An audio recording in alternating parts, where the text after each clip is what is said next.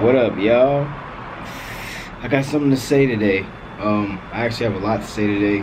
What's going on? I haven't made a video in a few days, a few weeks.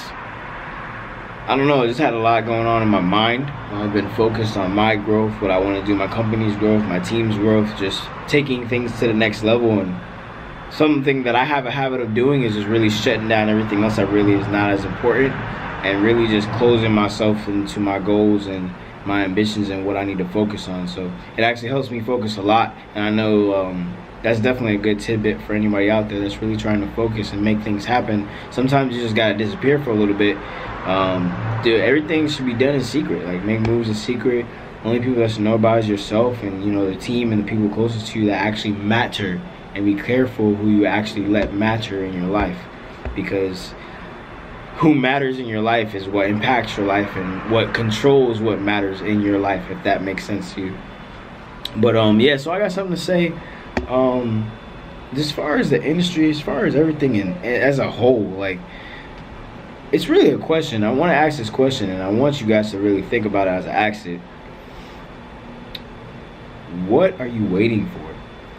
When are you guys gonna finally understand? Matter of fact, I have it written in my notes, so let me read my note real quick that I left last night before I went to bed. Oh, most importantly, how long is it gonna take?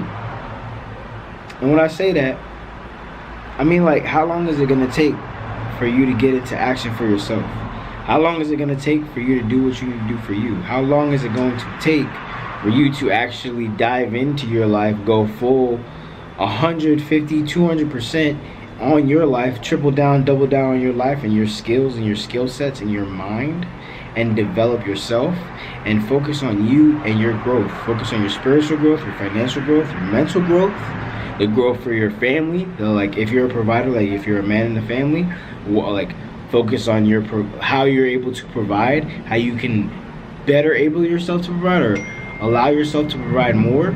I want people to think about all those things that I mentioned, because, like, I really want to know just how long is it going to take. And there's no specific time, because everybody's different. I myself is different. I have my own time that I'm working on things. I have my own things that I'm working on. At the end of the day, I want to create, like, a creative space for you to think, how long is it going to take for you guys to wake up? Wake up to the system. Wake up to what they're actually doing to us. Wake up to what the school system is actually doing to us.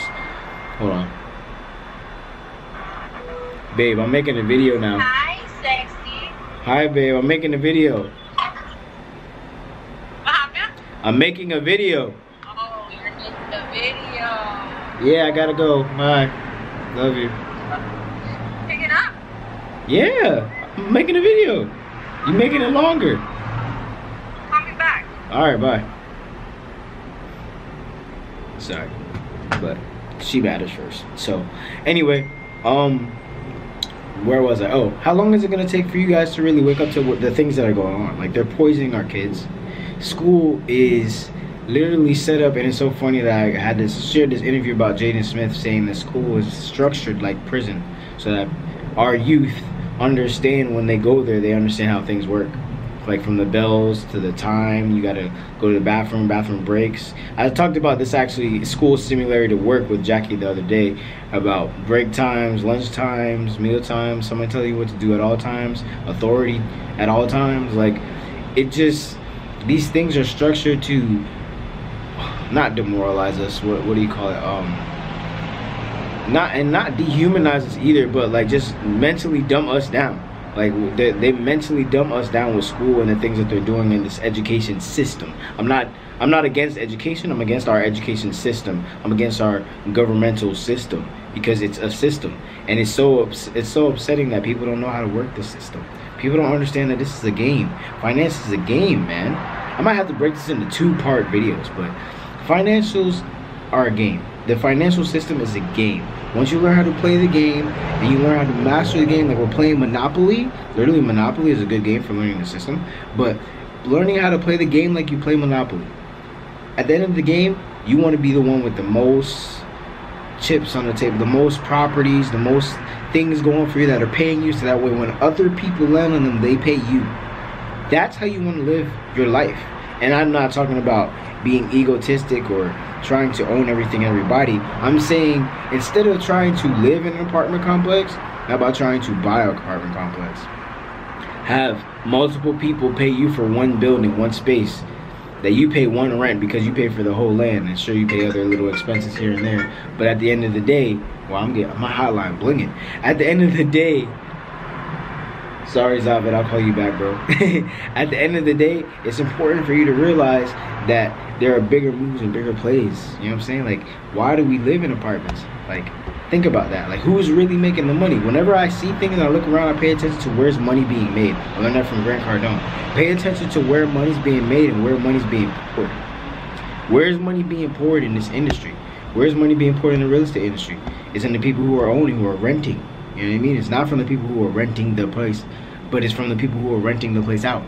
Those are the people that are making money. So shouldn't you look to actually own something? Shouldn't you look to own a business? Shouldn't you look to have assets and not liabilities? Why would you think a car is a luxury as far as having it? It's not a luxury to have, it's a luxury to see. You know what I'm saying? But all it does is take money from you, so how could it in fact be a luxury? In my opinion, a luxury is something that you own and that you can rent out to others. And so what you can actually use your car for, but most people don't buy nice cars thinking, oh, I'm gonna rent this out to somebody. Most people buy nice cars because they want the luxury aspect. They want to feel nice in it, which is only covering up insecurities. And I say that for myself as well.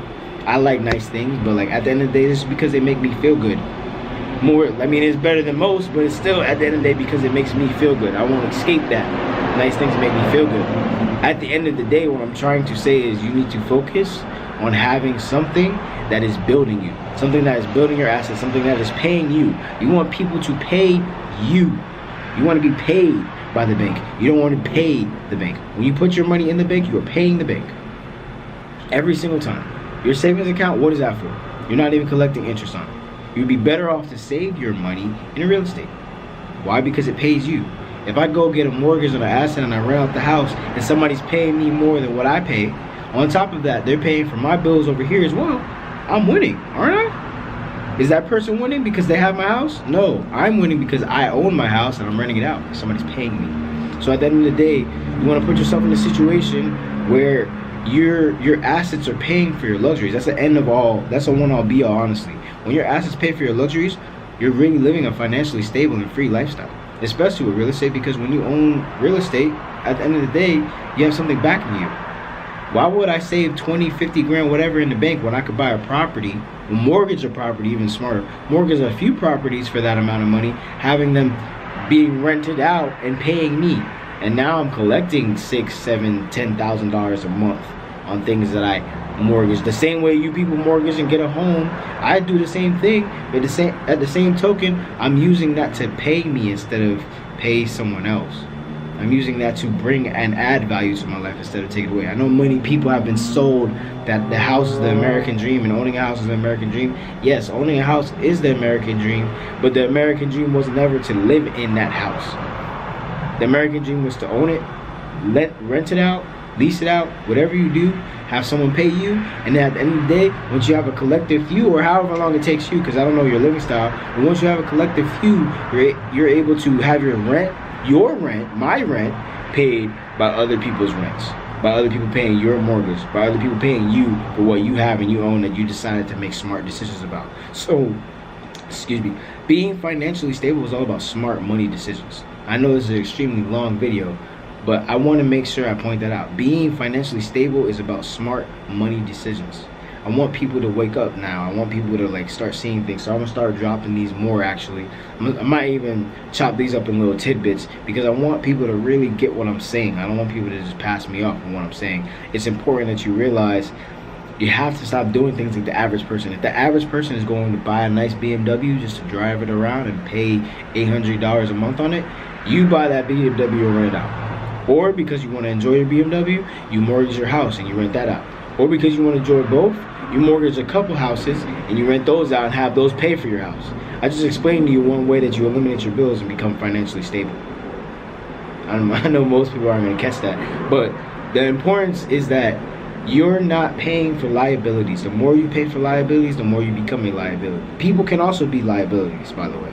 I'll get into that in another video, but I guess my point and my question goes back to, How long is it going to take for y'all to understand that? How long is it going to take for y'all to understand that you are in a system, and until you think outwardly of the system, you're not going to get out of the system? Bars. Mic drop.